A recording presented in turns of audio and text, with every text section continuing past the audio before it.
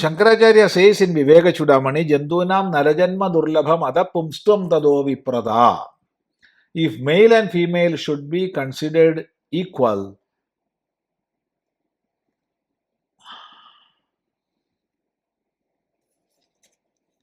if male and female should be considered equal, there is no ups and downs. There is no ups and downs. There is no hierarchy. But both are not equal.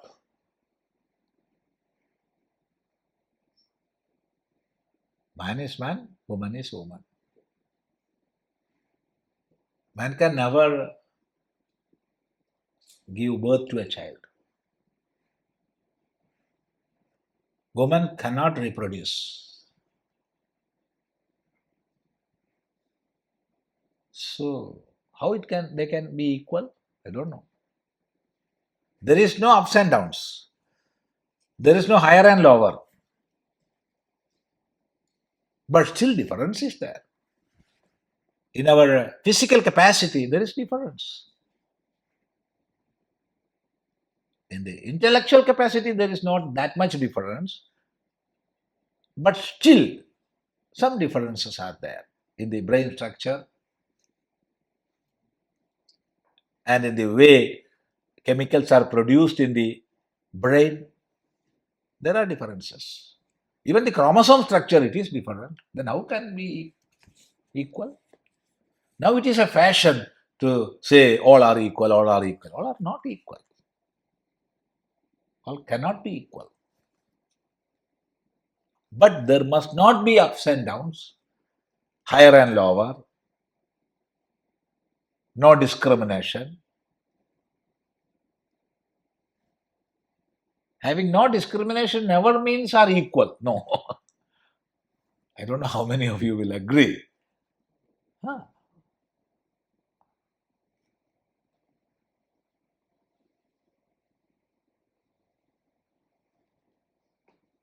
When we complement each other, then we will become one. That is why, as per our Shastra, it is Sahadharmi and Sahadharmini, or Pati and Patni. When both come together, it is one.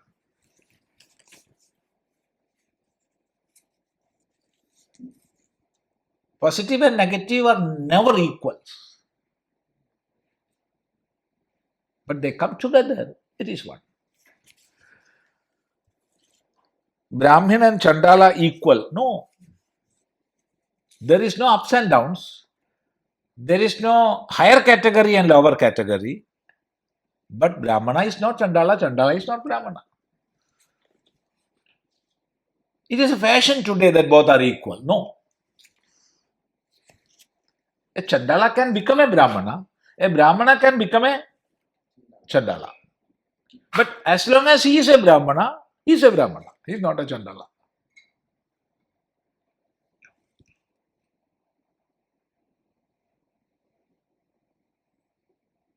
Take an example.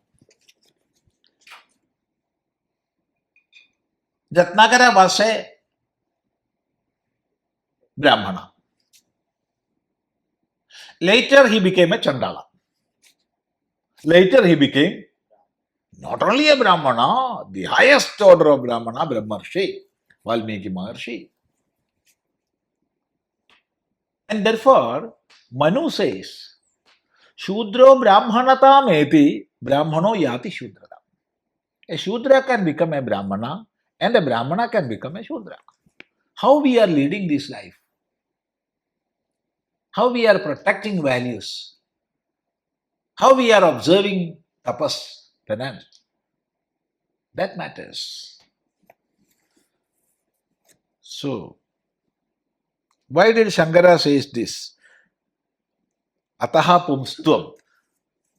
See, there is another factor that we will discuss. Can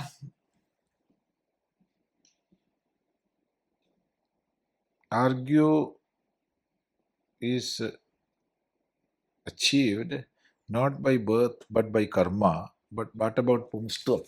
See, pumstvam every Acharya, see, we are living now.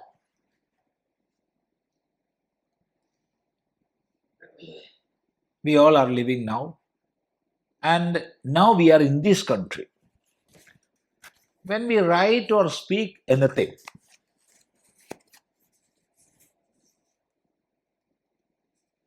it must be as per the rules and regulations of the present day generation or present day time or present day rule. If I am speaking the same subject, I am taking the same class in UAE, my language will be different. The way of presenting, things will be same, but the words I use, the way I present, everything will be different. Why? Otherwise, those who invited me will be under the bars. I know that.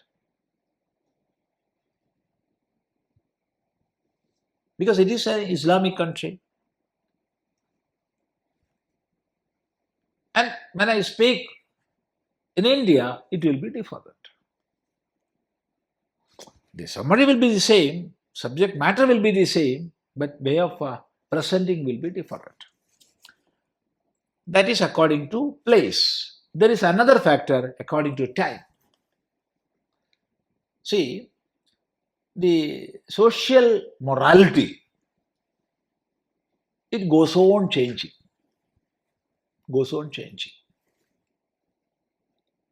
Suppose we are sitting in America, but you just imagine we were in India. Just imagine that. And 20 or 25 years back, we were sitting together. Then Swami Chidanandaburi said, do you know, in that house, a young girl and a boy is living together. Huh? What is there, Swami? They are not married. They are living together. Oh, this is Kali Yuga. No dharma at all. What will happen to the society? So many comments would come. Just imagine, now we are sitting in India and saying the same thing. Then what will be the comment? What do you want? Let them live. Because living together is allowed. As per our Indian laws, living together is allowed. It was not allowed earlier. So some 25 years back, it was a crime. Now it is not a crime. It is allowed. So social morality will go on changing. So the concepts we are having at a given time will be entirely different from the social concepts of another time. So Sankaracharya lived many centuries back. So when he wrote, his aim was teaching Vedanta. Making so many quarrels in the society, it will not help him to teach Vedanta. So to teach Vedanta, he must accept the path of least resistance.